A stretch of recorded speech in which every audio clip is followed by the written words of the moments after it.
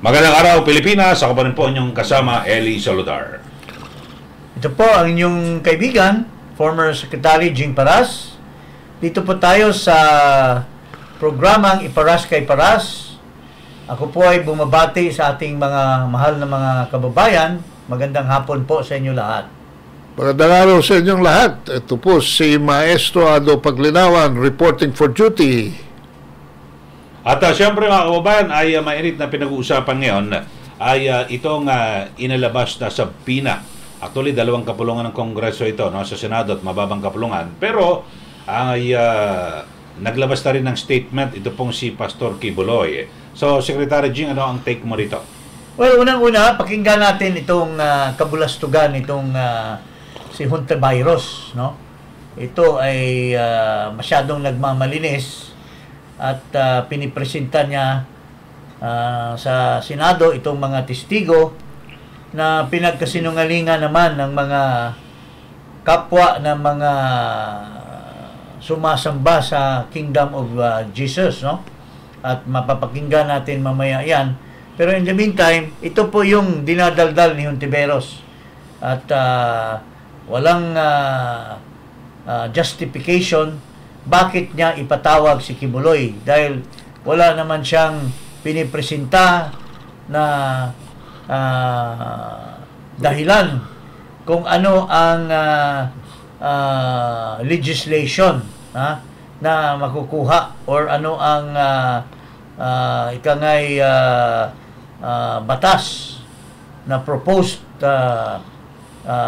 or magiging proposal na gagawin dito sa kanyang investigasyon sa paghimok kay Pastor Quiboloy. Ito po, pakinggan natin. Huwag pong pa-victim.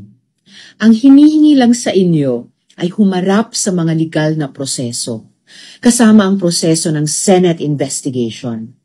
Huwag niyo pong dalhin sa lengguwahe ng patayan, kahit yan ang nakasanayan niyo. Our next hearing is on March 5, and if Mr. Quiboloy does not show up, I will cite him in contempt and have him arrested. Ang galing ang galing nito. Kala mo kung sino magpa-arrest. Ang galing nito si... Ano masasabi mo tungkol dyan sa... Parang pumasok na sa utak nitong Hontiveros na ito, yung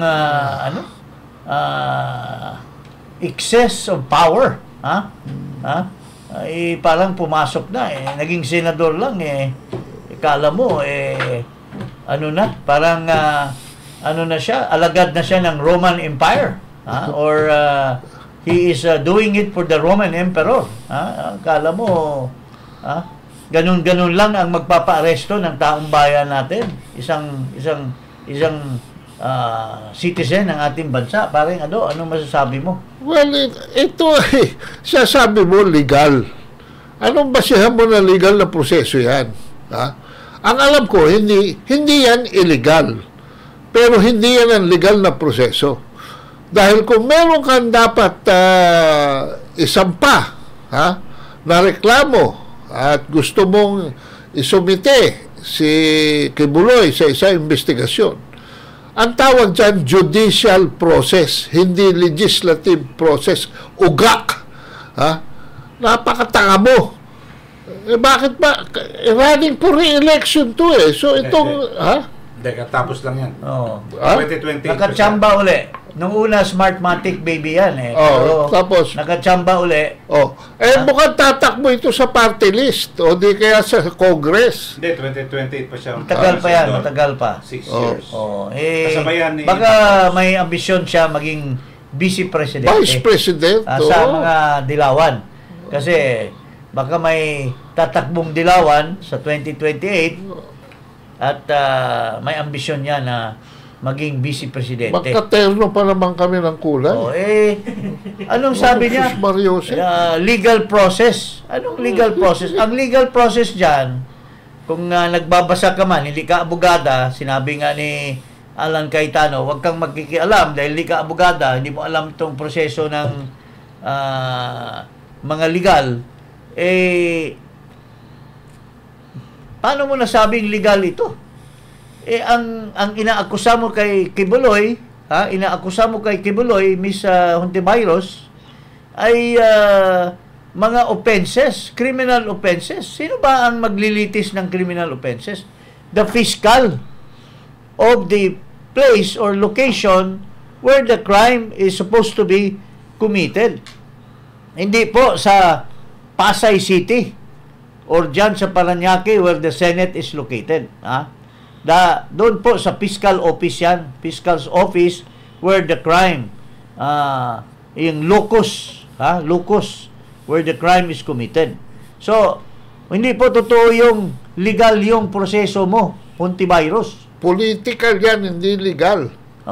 At dahil dyan, bilang isang citizen at bilang isang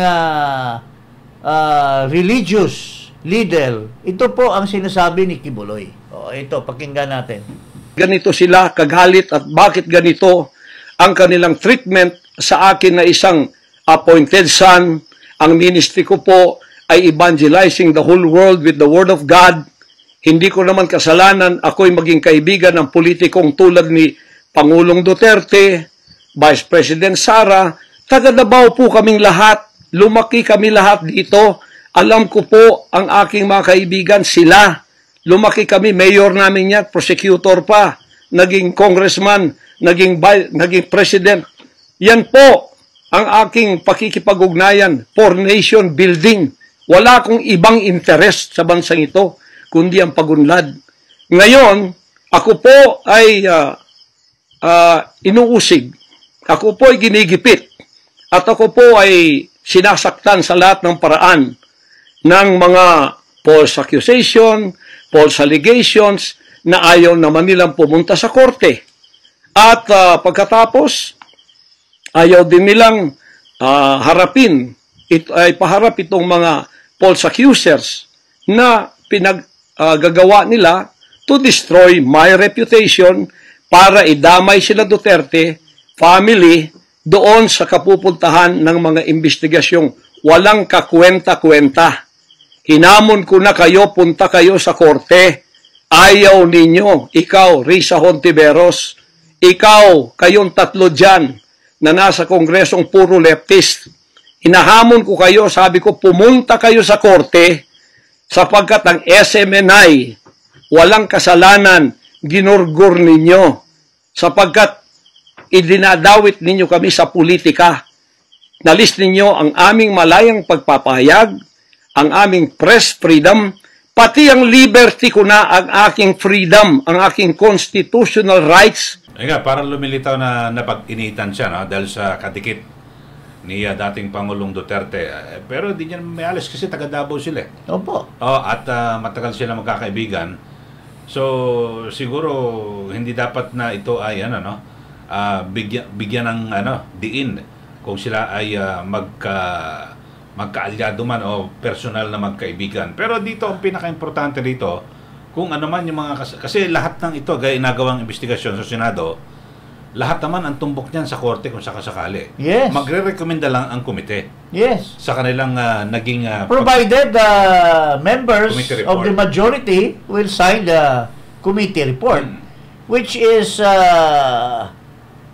not likely. Kasi siya lang mag-isa kung hindi lang sumali si Ruben Padilla at in-express niya yung sentimento niya, walang isang senador na tumabi kay Hontivirus doon sa investigasyon niya. Walang nakikisawsaw. Si Hontivirus, siya lang mag-isa. And ito po ang ating saligang batas. Very clear about the freedom nitong religious group. Ito si Kibuloy, isang religious group. Yung kanyang congregation or yung kanyang grupo ay comprising of at least 6 to 7 million followers. At ito po ang ating saligang batas.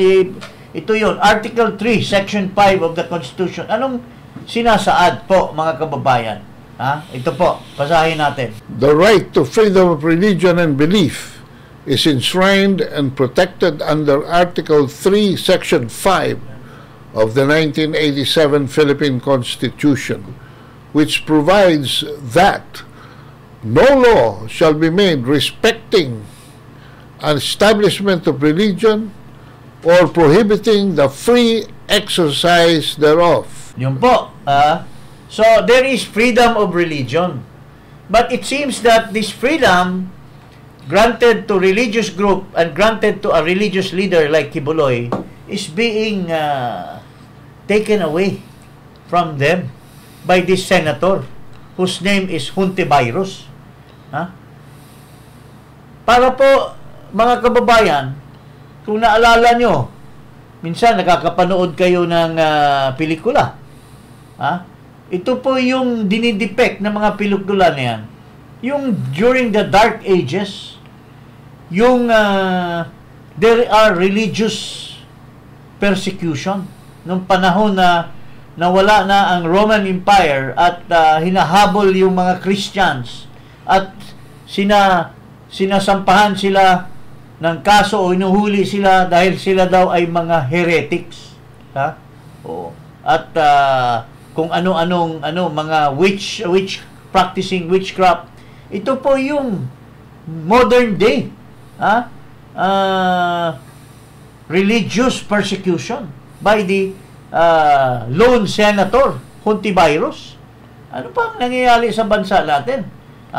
Mga kababayan, at ngayon lumalabas na yung mga nakakaalam dahil yung mga testigos pala ni Hontiveros na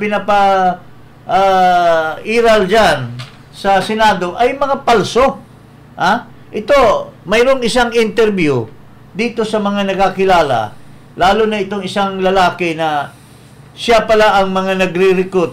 Nakatira siya doon sa Ukraine.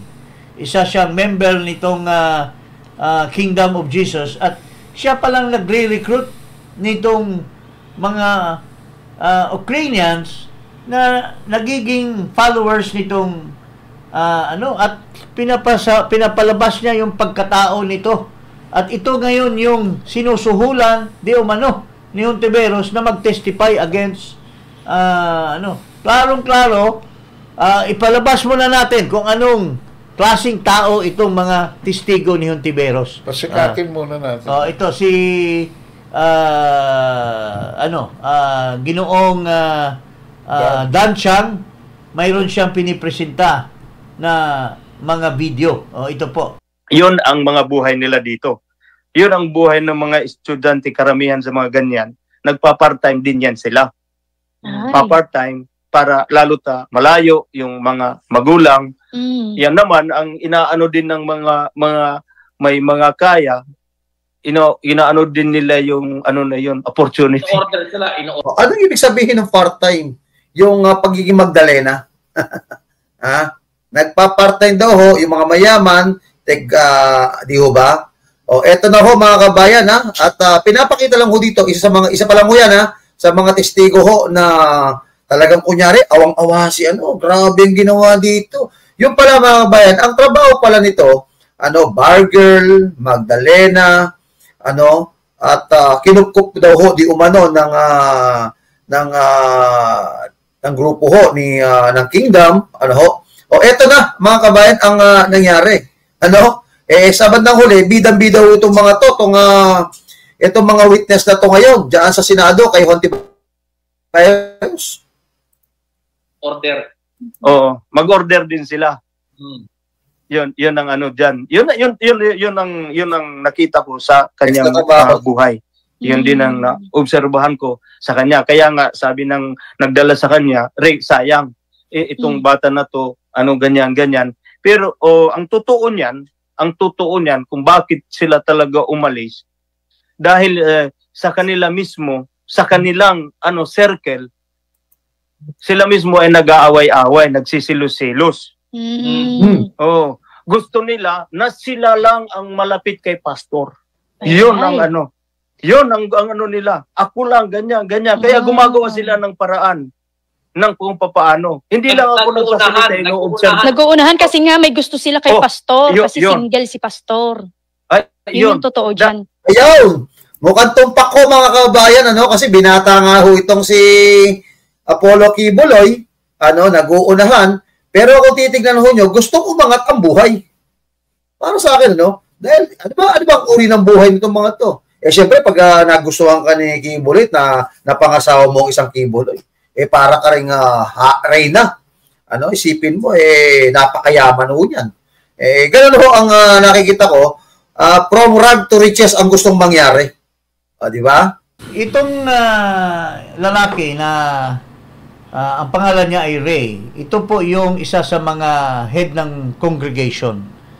Naka-base siya sa Ukraine at itong mga kinukuha palang testigo ngayon ni Hontiveros at pinipresenta sa Senado,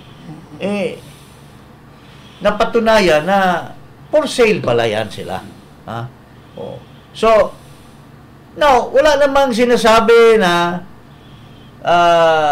binabawalan sila magsalita against Kibuloy. Pero, sinasabihan sila na o kung nasaktan kayo, o kung na-rape kayo, o kung ano ba ang nagawa, nandiyan naman yung Court of Justice Nandiyan naman yung Hall of Justice. Nandiyan naman yung Piskal.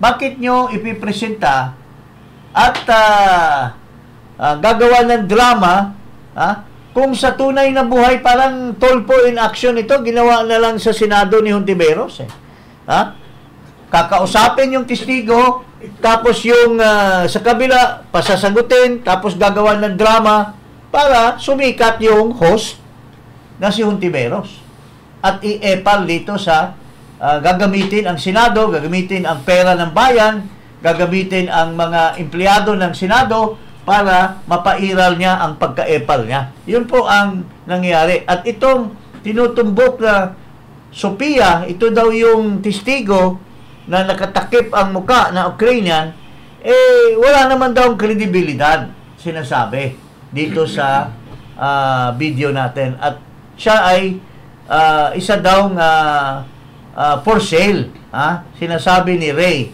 dito sa pinapresenta natin na video na galing sa interview ni Dan Chang.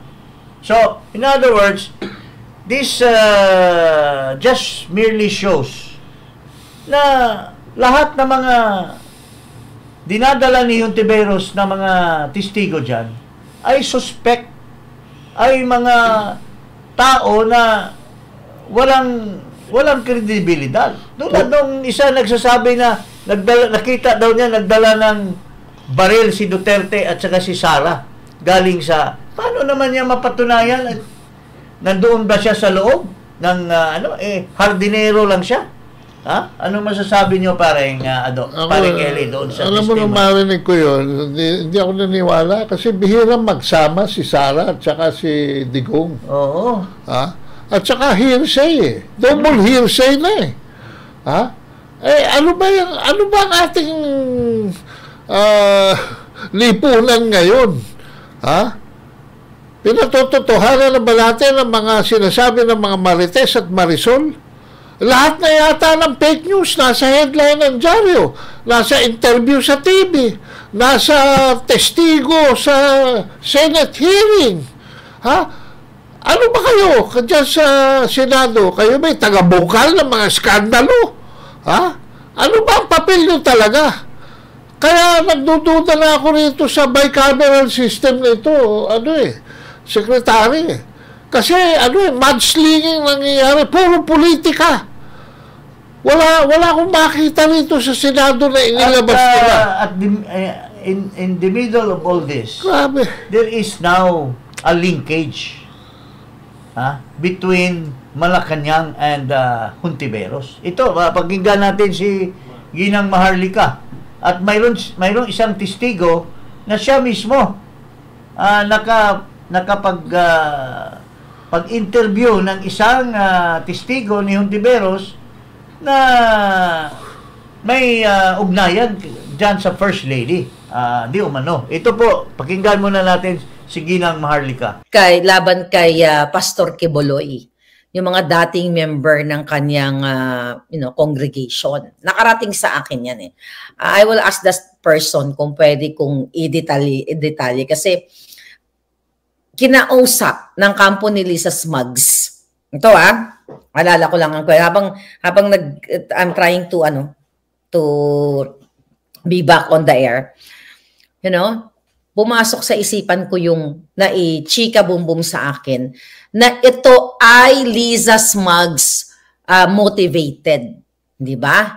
Not hindi lang politically motivated. Lisa Ahas and Kuting Jr. motivated para ikaw, okay, ganituhin Pastor Quiboloy. Okay? Nakatarating yan sa akin na kinausap kasabwat dyan pati si may taning ang buhay. Nakasabwat ni Liza Smugs. Kasabwat sila na may kinukumbinsi silang babae. Okay? Isang babae na dating nagtatrabaho kay Pastor Quiboloy para magtestigo laban sa kanya. Solid Maharlika, nako, thank you. So isa yan sa mga na-inform sa akin. Sabi lang nung informant, sabi niya, Ms. Maharlika, wag mo munang expose siya noon. Siyempre, sa dami na information na nakarating sa akin, sinet aside ko lang kasi sabi ng informer, wag mo muna i-chika yan kasi baka masusog kung sino. Kaya ngayon lang ang pwede kong sabihin na talagang si Liza Ahas motivated ang ginagawa kay Pastor Quiboloy, ginagawa sa akin, ginagawa sa lahat. Kasi mga kababayan, gusto nilang masolo, okay, ang naratibo na si Kuting ang Ahas administration ay bukod tanging magagaling at ang ganda-ganda ng Pilipinas. Kaya gusto nila tayong i-shutdown, patahimikin. Ako ang isa sa biktima na sinutdown ang dalawang Facebook account at ako ang isa sa mga biktima na may mga proxy cases na mga ginagamit si Lisa Ahas sa mga taong, kanyang mga pinakikinabangan na dumidila sa kanyang, kipay para makinabang sa kaban ng bayan. Demonyo po ang kalaban ng Pilipinas. Mga kababayan, nililink nito, di umano, ni Maharlika, itong investigasyon ng both houses, specifically itong kay Hontiveros, kay First Lady, Lisa Araneta. At sinasabi ni Maharlika na ang may pakulo daw dito, yung prinsesa sa Malacanang. At ito, mayroong isang nagsasalita na testigo na siya mismo ay personally a witness dito sa isang babae na nagkwento na yung kanyang pamasahe ay binayaran daw di umano ni Lisa Marcos. Ito po. Yes po, loud and clear. Meron po kayong vlog recently na nagdidetali po dito sa isa sa mga witness ni Senator Riz Hontiveros sa hearing laban kay Pastor Apollo C. Quiboloy. Sino pong witness na yun, ma'am? Ang yung pong nakadaupang palad? Yun pong isang witness po na na-meet ko po, no, na through sa kanyang brother na nagpakilala po sila na yung kapatid niya na yung lalaki is a former driver daw ni Pastor Apollo C. Quiboloy. Tapos po, ang nangyari kasi is actually medyo po akong nakumbinsi kasi ang pagkakasabi po sa akin is the whole family daw is a former member of Pastor Quiboloy sa Kingdom po, and then umalis daw sila. It is because na hinaras daw sila, which I confirm na hindi naman po totoo. Then lately, no, nung nagkaroon na po ako ng doubt, no, na nagulat ako na itong si Arlene Camino is nasa Manila na pumunta sa akin, kasama ko yung kanyang brother and the wife, no, na sinabi nila sa akin na it was Lisa Marcos na nagpatawag sa kanila. They went to the office of the First Lady. Actually, talagang doon ko pa nga nalaman sa kanila na ang office of the First Lady is ang PMS building. And then when I asked them, no, sabi sa no, kasi alam ko mahal 'yon, no. Sinabi nila na finance po daw ito ni First Lady Lisa Marcos po. Yun po yung pictures na isinend ko po. So ma'am, linawin po natin, yung pong nakausap ninyo ay yung witness na si Arlene Stone pala. Stone. English pala yun. Arlene Stone. Tapos, nagpunta na Pilipinas at ang sinabi po sa inyo ay pinauwi siya ni First Lady Liza Marcos. Tama po ba? Yes po, sir. Actually, yun nga, no, yung wife po ng kanilang brother ni Arlene Caminong na sinabi nila sa akin na pinapunta daw si Arlene Caminong ni First Lady, no, including sa mga panggasto sa kanila, no, sa mga expenses. And she told me na nag-stay nga daw ito sa 5-star hotel. Ma'am, yan ba yung nasa picture, yung lalaki? Kita niyo po ba yung yes sa picture? Yes po, yung yan yung yes po, siya po yung nagpakilala na yes po, yan yung kapatid ni Arlene Caminong. Ma'am, sa pagkakwento po sa inyo ng mga niyo pong binanggit na mga personalidad, ano daw po ang kanilang motibo at ano raw po ang dahilan? Alayo nun, US papuntang Pilipinas, at nababanggit po yung pangalan ni First Lady Liza Araneta Marcos. Ano raw po yung dahilan? Ba't pinauwi? At paano ito naugnay doon sa mga hearing kay Pastor? Ano kasi po, kasi ito pong si Arlene Caminong, meron na kasi ito siyang mga vlog. And she admit to me that from the very start, she was connected with the Liberal Party, and she even mentioned about Loida Luis, no? Itong mga ABS-CBN, no, na sila rin ata ang tulay na kung bakit nakapasok sila with Lisa Marcos. We all know about the Araneta, and alam mo kasi sa totoo lang, stabilize yung maayos talaga yung pagkakasabi nila, because before is ako rin yung nakakonect rin ako nito, no? Ako rin yung bulgar kay Trillanes. So it would seem clearly na pinapakita dyan na mayroong linkage ng Senate hearing dito sa unang ginang. Na ang tawag niya ni Maharlika, tawag niya?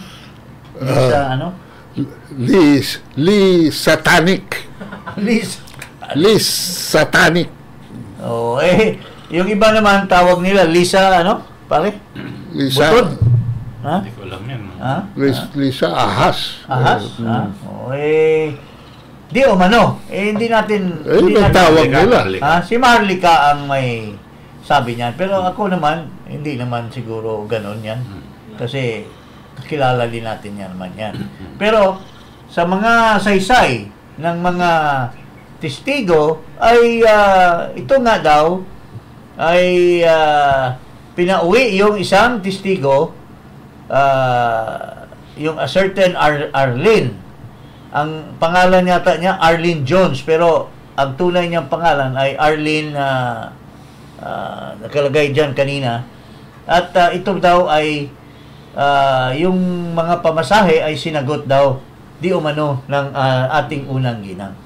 So, mayroon daw linkage. Ngayon, kung gaano man katotoo yan, ay talagang nakakatakot. Kasi, pag nagtulong-tulungan na si Pastor Kibuloy ng Senado at ng Malacanang, ay kawawa naman si Pastor Kibuloy. Ano masasabi mo sa mga ganong pinipiit paring area? Yan yung mga aligasyon, kasi kadalasan ang tumbok din si PRRD. Lahat. Pero sa ngayon, parang lahat din ang tinuturo ay si First Lady kapag parang lagi rin sila pagmimintangan. So, mayroon siguro maglabas na lang ng mga mabigat na ebidensya para makapag- Pero ang bottom line nito ay parang naging vehicle lang ito si Kibuloy sa galit nitong ni Hontiveros at ng unang ginang, dahil siguro sa mga antecedent events na parang nagkaroon sila ng inggit or karoon sila ng axe to grind against the former president. So, yun po ang nagiging dahilan po nito. Pero, kung tuusin natin, kung ibabalik natin itong ginagawa nila Hontiveros, or ni Hontiveros dyan sa Senado na pinipilit na pinapatawag si Pastor Quiboloy at umaayaw naman si Pastor Quiboloy, and he has now threatened na kung talagang gigipitin siya ay wala na siyang ibang choice kung yung kanyang freedom, yung kanyang safety, yung kanyang karapatan ay will be in vain. Wala na siyang ibang gagawin kundi lumaban na lang. At tulad ng sinabi ni Ginoong former President Duterte, na kung talagang gigipitin siya ng ICC, he will be fighting against over his dead body. Yun po rin ang sinasabi ni Quiboloy. At this is really chaotic. Masama ito sa bansa natin, Eli. Can you imagine if Quiboloy is a leader of millions of people? I'm not saying anything, no? But I'm looking at the natural causes of all this, mga kababayan. Kung ginigipit mo yung leader ng isang kung ilang milyon yan ang aalmas, aalma. At would there be violence? Remember, the blood will be in your hands, Hontiveros. What is bothering me here, Secretary, is there is a claim, no, na merong connivance dito ang Central Intelligence Agency ng Amerika at saka ng Federal Bureau of Investigation to undertake, hindi na ho expatriation ang gagawin ng Amerika, kundi something like what they call retention. Yung arestuhin na lang at kikidnapin at ipupuslit, ihaharap doon sa kung saan siya may kaso doon. At katulad ho ng ginawa, that is nothing new, ha. May narinig din ako doon sa Turkey na ang tawag nila dyan extraction, napanood mo ba yung movie na Extraction? Na ni Thor, ni Hemsworth, Chris Hemsworth, na nagiging practice pala yan ng mga mercenary. Well, I'm not saying that the CIA or the FBI will not hire mercenary to do their job for them and extract Quiboloy in the same way as there is this story na kaya natanggal daw yung head ng Nika. Kasi hindi niya susundin yung order ng isang very powerful person dyan sa Malacanang, di umano, na ipa-extract yung anak ng kaibigan na maybe certain crony na tinakbo ng nanay yung mga anak doon sa Turkey. At yung tatay na very influential ay gustong i-extract yung mga bata pauwi sa Pilipinas. Ito yung ginawa nila kay President Noriega ng Panama. Kinindap nila at dinala nila sa Guantanamo Bay. Ang akin dito, ano ba naman ang political or whatever significance ni Quiboloy sa US? So this reflects back to politics in the Philippines. Parang pinapalaki because the crime committed, alleged, that is being charged against Quiboloy is an ordinary crime. Nothing to do with politics.